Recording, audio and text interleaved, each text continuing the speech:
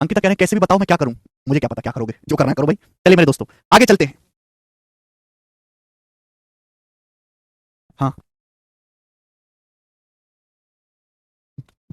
चलिए मेरे दोस्तों, सब लोग अपनी कॉपी में हेडिंग डालेंगे डायरेक्ट कॉमन टेंजेंट। डायरेक्ट कहां, रुक जा भाई। कब? डायरेक्ट कॉमन टेंजेंट हिंदी में कहते हैं उभयनिष्ठ अनुप्रस्थ उभयनिष्ठ स्पर्श रेखा। हिंदी में कहते हैं अनुप्रस्थ उभयनिष्ठ उभयनिष्ठ स्पर्श रेखा। स्पर्श रेखा डायरेक्ट कॉमन टेंजेंट, उभयनिष्ठ अनुप्रस्थ उभयनिष्ठ स्पर्श रेखा। ध्यान से सुनिएगा मेरे दोस्तों। बच्चों मैंने आपके सामने यहां पर दो सर्कल बनाए। स्टूडेंट हमने आपके सामने इस प्रकार से यहां पर दो सर्कल बनाए हैं, दो वृत्त बनाए। तो आपके सामने मेरे प्यारे भाइयों दो सर्कल बनाए गए हैं, दो वृत्त बनाए गए हैं।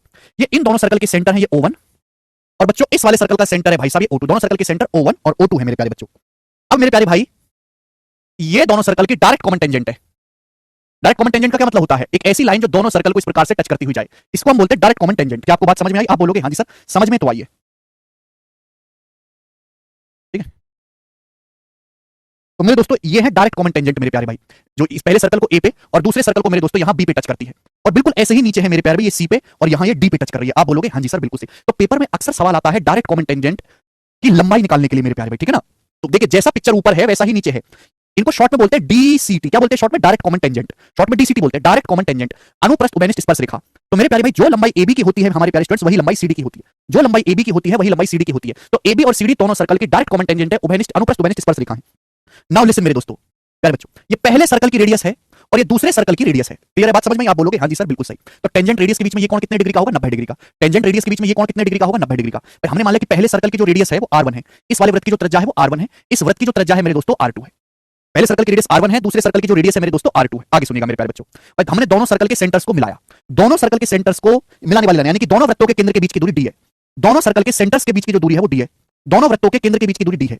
तो हमारे प्यारे भाई आपको यहां पर दोनों सर्कल की रेडियस दी हुई है, दोनों के सेंटर के बीच की दूरी दी गई है। तो डायरेक्ट कॉमन टेंजेंट की जो लंबाई होगी, अनुप्रस्थ उभयनिष्ठ स्पर्श रेखा की जो लंबाई होगी वो कितनी होगी? √d² minus r1 minus r2 का whole square. √d² minus r1 minus r2 का होल स्क्वायर। ये फॉर्मूला है, ये फॉर्मूला अपनी कॉपी में उतार लो और इसको याद कर लो। √d² minus r1 plus r2 का whole square. √d² minus r1 minus r2 का होल स्क्वायर। क्या? अच्छा अच्छा जी सर जी, कल से पढ़ाई में मन नहीं लग रहा है, ब्रेकअप हो गया है। तुम्हारी एसटीसी मारे भाड़ में गए तुम्हारा ब्रेकअप। चलो तो ये दो सर्कल हैं, इनकी रेडियस r1 और r2 है, सेंटर के बीच की दूरी d है। AB और CD डायरेक्ट कॉमन टेंजेंट है, तो डायरेक्ट कॉमन टेंजेंट की लंबाई √d² minus r1 minus r2 का होल स्क्वायर। ठीक है भाई। बहुत सारे बच्चे कहेंगे कि सर कैसे आया? देखो आखिरी 25 सवाल बाकी है चैप्टर के, दो कंसेप्ट तीन कंसेप्ट बाकी है, उनको ढंग से समझ लो और आराम से फिर हम इस चैप्टर को विदा करेंगे। ध्यान से सुनिएगा। बहुत सारे लोगों के मन में डाउट आएगा कि सर ये कैसे हुआ। देखो मैं आपको समझाऊंगा प्यार से। ये पॉइंट बी है, हमने पॉइंट बी से एक पैरेलल लाइन, एक समांतर रेखा खींची। हमने पॉइंट बी से एक समांतर रेखा खींची है, लाइन O1 O2 की समांतर रेखा खींची है। क्लियर है? आप बोलोगे हाँ जी सर बिल्कुल सही। और ये भी 90 डिग्री है, ये भी 90 डिग्री, इसका मतलब ये दोनों लाइन तो पैरेलल हैं, ये दोनों लाइन तो समांतर हैं। ये भी 90 डिग्री है, ये भी 90 डिग्री है। अब अगर ये डी है मेरे दोस्तों तो देखो पैरेललोग्राम बन गया। मैं इसको नाम देता हूं कि सपोज ये वाला पॉइंट सी है, ये क्या बन गया? एक समांतर चतुर्भुज बन गया। देखिए आमने सामने की साइड समांतर है, आमने सामने की साइड समांतर है तो इक्वल भी होंगी। अगर ये डी है मेरे प्यारे भी तो ये भी कितना आ जाएगा? डी। अब आप मुझे यहाँ पे गौर से बताओ कि अगर ये r2 है तो यहां से यहां तक की लेंथ कितनी होगी?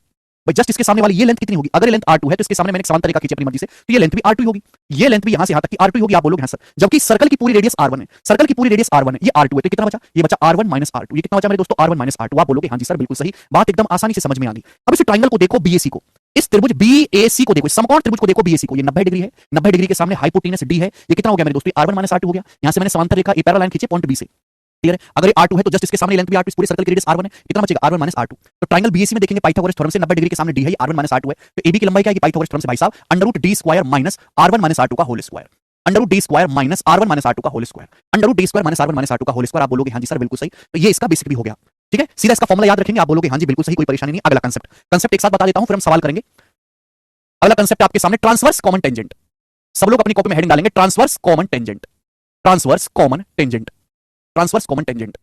हिंदी में इसको कहते हैं त्रियक, त्रियक उभयनिष्ठ स्पर्श रेखा। त्रियक उभयनिष्ठ स्पर्श रेखा, हिंदी में हम लोग इसको कहते हैं त्रियक उभयनिष्ठ स्पर्श रेखा। डायरेक्ट कॉमन टेंजेंट को कहते हैं अनुप्रस्थ उभयनिष्ठ स्पर्श रेखा। ट्रांसवर्स कॉमन टेंजेंट, त्रियक उभयनिष्ठ स्पर्श रेखा क्या होता है मेरे प्यारे भाई? ध्यान से सुनिएगा। हमने आपके सामने चित्र बनाया, दो सर्कल हैं, ये दो सर्कल है मेरे प्यारे दोस्तों। आप बोलोगे हाँ जी सर बिल्कुल सही, दो सर्कल है अलग अलग। भाई इस सर्कल का जो सेंटर है प्यारे भाई साहब वो O1 है, और इस सर्कल का जो सेंटर है प्यारे बच्चों ये O2 है। सर्कल का सेंटर O2 है। अब direct common tangent sorry transverse common tangent या त्रियक उभयनिष्ठ स्पर्श रेखा होती क्या है? तो मेरे प्यारे भाई ये जो क्रॉस में जो खींची जाती है मेरे दोस्तों, ये चित्र बनाना बड़ा मुश्किल है यहाँ से। ये जो लाइन है मेरे दोस्तों, ये जो दो लाइन है मेरे दोस्तों क्रॉस में से टेढ़ी टेढ़ी तिरछी खींची जाती है इस प्रकार से। ओके, इनको कहते हैं मेरे प्यारे भाई ट्रांसवर्स कॉमन टेंजेंट, त्रियक उभयनिष्ठ स्पर्श रेखा। ठीक है, ये पहले सर्कल को यहां ए पे टच करती है और दूसरे सर्कल को बी पे टच करती है। तो ये होगी मेरे दोस्तों ट्रांसवर्स कॉमन टेंजेंट एबी। ये पहले सर्कल को यहां सी पे टच कर रही है और दूसरे सर्कल को मेरे दोस्तों यहां पॉइंट डी पर टच कर रही है। तो ये एबी और सीडी, ये एबी और सीडी, ये इनको हम ट्रांसवर्स कॉमन टेंजेंट या त्रियक उभयनिष्ठ स्पर्श रेखा कहते हैं मेरे प्यारे बच्चों। बात समझ में आई? शॉर्ट में इनको टीसीटी बोलते हैं। पेपर में अक्सर शॉर्ट नाम भी आ जाता है। 2017 के जितने भी एग्जाम होते हैं सब में शॉर्ट में नाम दिया था, डिटेल में दिया ही नहीं था। डीसीटी और टीसीटी, तो घबराना नहीं है। ट्रांसवर्स कॉमन टेंजेंट, त्रियक उभयनिष्ठ स्पर्श रेखा। त्रियक उभयनिष्ठ स्पर्श रेखा तभी खींची जा सकती है जब दोनों सर्कल के सेंटर के बीच की दूरी रेडियस के सम से बड़ी हो। क्लियर है? अब बताओ, अगर दो सर्कल ऐसे हैं, यानी कि ट्रांसवर्स कॉमन टेंजेंट कभी खींची जा सकती है? नहीं खींची जा सकती। तो ट्रांसवर्स कॉमन टेंजेंट तभी खींची जाएंगी जब उनके सेंटर के बीच की जो दूरी है वो त्रिज्याओं के योग से बड़ी हो। आप बोलोगे हाँ जी सर बिल्कुल सही। पेपर में सवाल आता है मेरे दोस्तों, बहुत हाई-फाई चीज नहीं आती। पेपर में सवाल केवल आपको वैल्यू देगा और यहां से लेंथ निकालने के लिए आता है। भाई ये दोनों सर्कल के सेंटर है O1 O2 और दोनों सर्कल के सेंटर के जो बीच की दूरी है माना ये D है। दोनों सर्कल के सेंटर के बीच की दूरी जो है मेरे दोस्तों माना ये D है। आप बोलोगे हाँ जी सर बिल्कुल सही। ठीक है, अच्छा भाई ये पहले सर्कल की मेरे दोस्तों रेडियस है R1, ये पहले सर्कल की रेडियस है मेरे दोस्तों R1 और ये दूसरे सर्कल की रेडियस है मेरे दोस्तों R2। दूसरे सर्कल की जो है ये रेडियस है मेरे प्यारे बच्चों R2। दोनों सर्कल की रेडियस R1 और R2 है, दोनों के सेंटर के बीच की दूरी D है। आप इसको भी प्रूफ कर सकते हो कि यहां से एक समांतर रेखा खींचो, यहां से एक समांतर रेखा खींचो, प्रूफ भी हो जाएगा, उसकी कोई जरूरत नहीं है। उसकी मेरे दोस्तों यहां पर कोई भी जरूरत नहीं है। आप सीधा फॉर्मूला कांसेप्ट याद रखेंगे कि ट्रांसवर्स कॉमन टेंजेंट अगर दो वृत्तों की तरफ जाए R1 R2 है, उनके सेंटर केंद्रों के बीच की दूरी D है, तो ट्रांसवर्स कॉमन टेंजेंट होता है √D² minus R1 plus R2 का whole square. √D² minus R1 plus R2 का whole square. √D² minus R1 plus R2 का whole square. This is the concept. मुझे लगता है हर बच्चे को ये कांसेप्ट अच्छी तरीके से समझ में आया होगा। √D² minus R1 plus R2 का होल स्क्वायर, इसको याद कैसे रखेंगे बच्चों वो आपको समझना है। भाई डायरेक्ट कॉमन टेंजेंट कैसे होती है? ऐसे होती है मेरे प्यारे भाई। तो यहां बीच में मेरे दोस्तों माइनस का साइन आएगा, माइनस का, ठीक है ना। ट्रांसवर्स कॉमन टेंजेंट ऐसे कैसे होती है? ऐसे क्रॉस होती है, क्रॉस। तो यहां बीच में कैसा साइन आएगा? प्लस का साइन आएगा। बस अब याद रहेगा √D² minus R1 plus R2 का होल स्क्वायर। मेरे प्यारे भाई अगर दो सेम सर्कल हैं, जैसे ये दो सर्कल हैं, इनकी डायरेक्ट कॉमन टेंजेंट भी खींची जा सकती है और इनकी ट्रांसवर्स कॉमन टेंजेंट भी खींची जा सकती है। तो डायरेक्ट कॉमन टेंजेंट की लंबाई हमेशा ही ट्रांसवर्स कॉमन टेंजेंट की लंबाई से बड़ी आएगी, सेम केस में। क्लियर है? क्योंकि बेटे यहां बीच में प्लस आ रहा है। अब अगर आप बड़ी संख्या घटाओगे तो छोटा आएगा। डायरेक्ट कॉमन टेंजेंट में बीच में क्या आता है? माइनस। माइनस मतलब छोटी संख्या। आप छोटी संख्या घटाओगे D² में से बड़ी संख्या घटाओगे तो छोटा आएगा, D² में से छोटी संख्या घटाओगे तो बड़ा आएगा। तो डायरेक्ट कॉमन टेंजेंट की लंबाई हमेशा ही ट्रांसवर्स कॉमन टेंजेंट की लंबाई से बड़ी होती है दो सेम सर्कल्स के बीच। समझ में आया? आप बोलोगे हाँ जी सर बिल्कुल सही, कोई परेशानी नहीं है। तो डायरेक्ट कॉमन टेंजेंट और ट्रांसवर्स कॉमन टेंजेंट दोनों कांसेप्ट मैंने आपको समझा दिया। एक चीज आपको यहां पे और समझने वाली है कि यहां पे दो राइट एंगल ट्रायंगल आपको दिखाई दे रहे हैं। ये दिखाई दे रहा है ना आपको? सपोज मैं ये पॉइंट मान लेता हूं कि यहां पे काट रहे हैं पॉइंट P पर। जैसा O1 O2 के ऊपर है वैसा ही नीचे है। ये गणित का दिमाग मत लगाओ, रीजनिंग का दिमाग लगाओ। जो लाइन O1 O2 के ऊपर है वैसा ही बिल्कुल पिक्चर नीचे है। दो समकोण त्रिभुज दिखाई दे रहे हैं, एक O1 AP दूसरा O2 BP, दोनों समकोण त्रिभुज दिखाई दे रहे हैं, दोनों ही सिमिलर है। भाई ये दोनों एंगल बराबर होंगे, ये दोनों कोण बराबर होंगे, ये वाला कोण और ये वाला कोण, ये कोण थीटा, ये कोण थीटा, वर्टिकली अपोजिट एंगल, ये 90 डिग्री 90 डिग्री, तो तीसरा एंगल ऑटोमेटिकली सेम हो जाएगा। तो इसकी वजह से आमने सामने के जो दोनों ट्रायंगल हैं ये एक दूसरे के सिमिलर होते हैं, समरूप होते हैं। समझ में आया? मुझे लगता है सभी बच्चों को बात समझ में आई है। ठीक है सर, अगर किसी को फिशर है वो इस साल में जॉब ले सकता है क्या? फिशर क्या है भाई?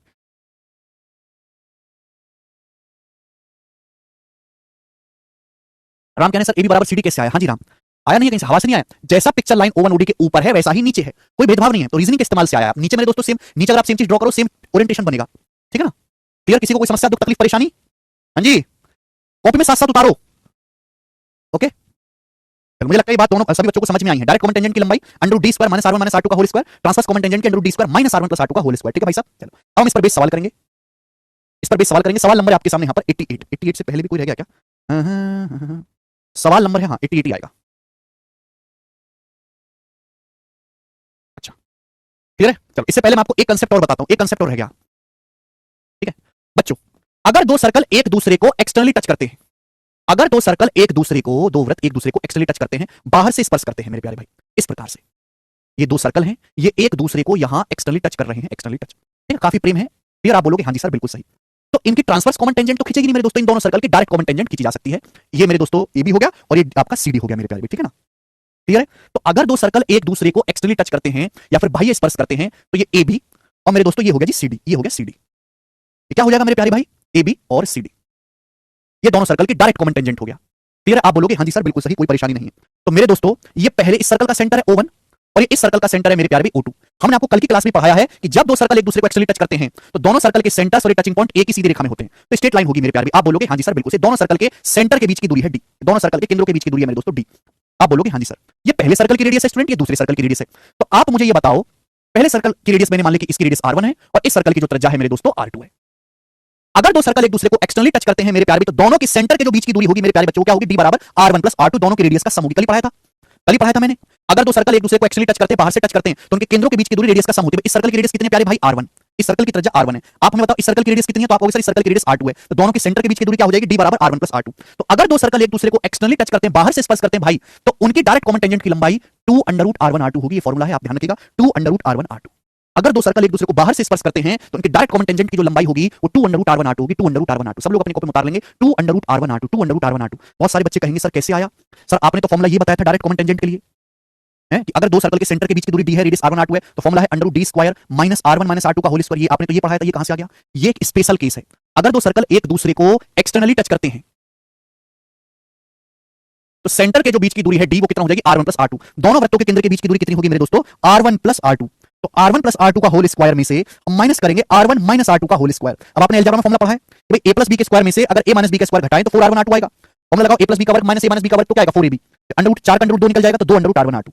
2 अंडर रूट R1 R2। मुझे लगता है मेरे भाई इस बात को अच्छी तरीके से समझ पाए। 2 under root R1 R2 clear है? किसी को कोई समस्या? तो अगर दो सर्कल एक दूसरे को बाह्य स्पर्श करते हैं तो उनकी डायरेक्ट कॉमन टेंजेंट की लंबाई आप सेकंड्स में निकाल सकते हैं 2 under root R1 R2, 2 under root R1 R2। Roshan कह रहे हैं सर क्या इस बैच से एनटीपीसी हो जाएगा? अरे रोशन जी इस बैच से एनटीपीसी का क्यूब भी हो जाएगा भाई साहब, रेल मंत्री भी बन सकते हैं आप तो एनटीपीसी की बात कर रहे हैं। अरे एनटीपीसी कोई कलेक्टर का पेपर थोड़ी है। बिल्कुल होगा रोशन, धैर्य के साथ पढ़ते रहें शुरू से लेकर आखिर तक। अगर दो वृत्त एक दूसरे को बाह्य स्पर्श करते हैं तो उनकी डायरेक्ट कॉमन टेंजेंट की लंबाई 2 अंडर रूट R1 R2 होगी। नितिशा कह रहे हैं sir date of birth Aadhaar card में लगे 10th की मार्कशीट अलग है तो कोई प्रॉब्लम तो नहीं होगी? नितिशा जी बहुत प्रॉब्लम होगी, प्रॉब्लम होगी डॉक्यूमेंट वेरिफिकेशन के टाइम पे। 10th की मार्कशीट में तो डेट ऑफ बर्थ चेंज नहीं हो सकती, जल्दी से आधार कार्ड में चेंज करवा लीजिए। आधार कार्ड में आप रेक्टिफाई करवा सकते हैं, चेंज करवा लीजिए जल्दी से। क्लियर है? सभी को समझ में आया? आप बोलोगे हाँ जी समझ में आया। अब इस पर 20 सवाल है, सवाल करके बताएंगे। ये सवाल नंबर 88 है मेरे दोस्तों, ठीक है? और ये जो है आपके सामने यहां पर सवाल नंबर 89 है। ये दोनों क्वेश्चन आप यहां पे कहां गया जी? ये सब क्या हुआ? सबमिट गया यार, चलो कोई बात नहीं, करके बताएंगे। सवाल नंबर 88, इस सवाल का आंसर क्या होगा? और सवाल नंबर 89, दोनों क्वेश्चन आप करके बताएं। 10 मिनट में बताना तसल्ली से, कोई टाइम की दिक्कत नहीं है, ठीक है जी? करो, क्या आंसर है दोनों सवालों का बताएं जल्दी से करके।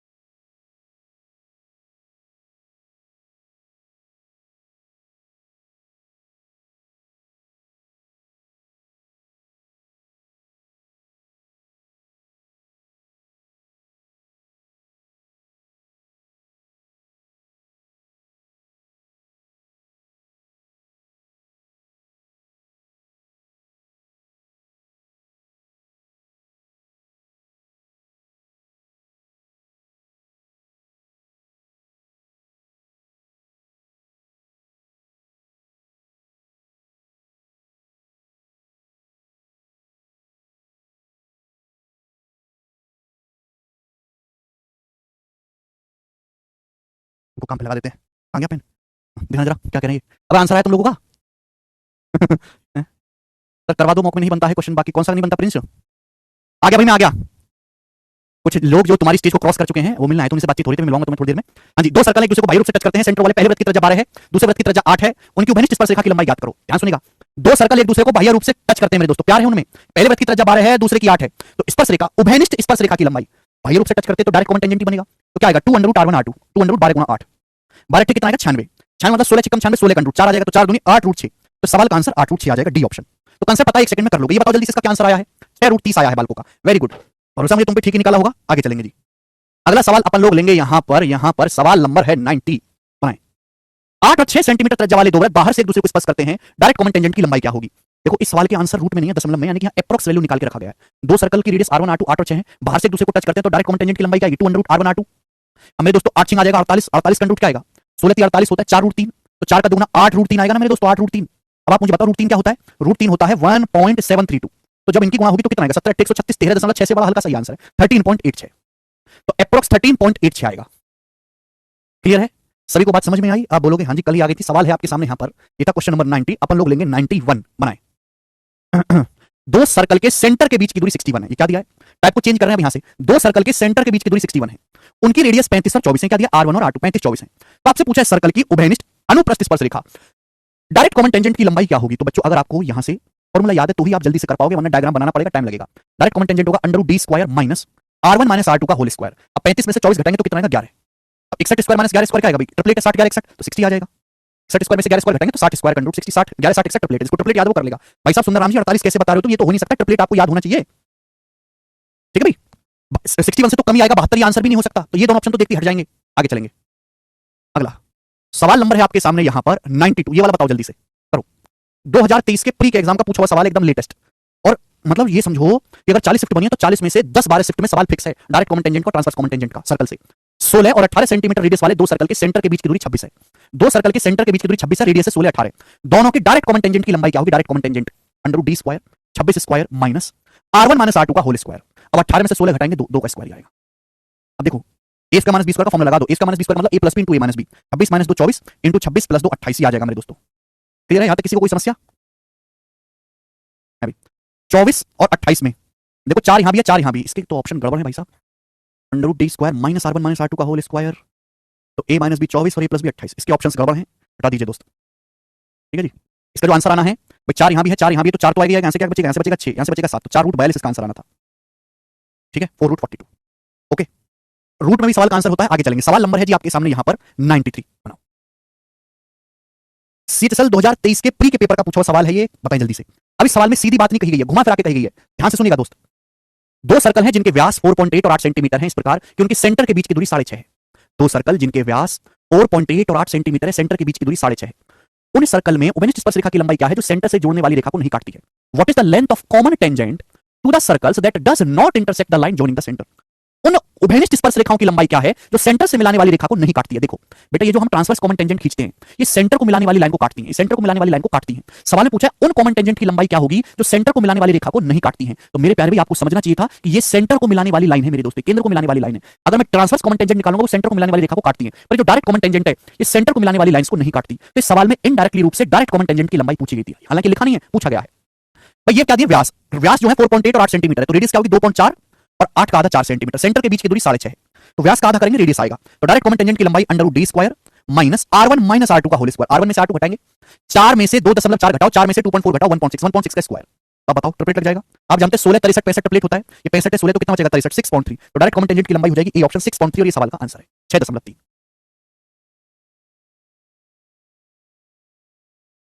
ठीक है, ओके भाई, चलो कहां गए आप, ये बताएंगे। सवाल नंबर है आपके सामने यहां पर 94। ओके,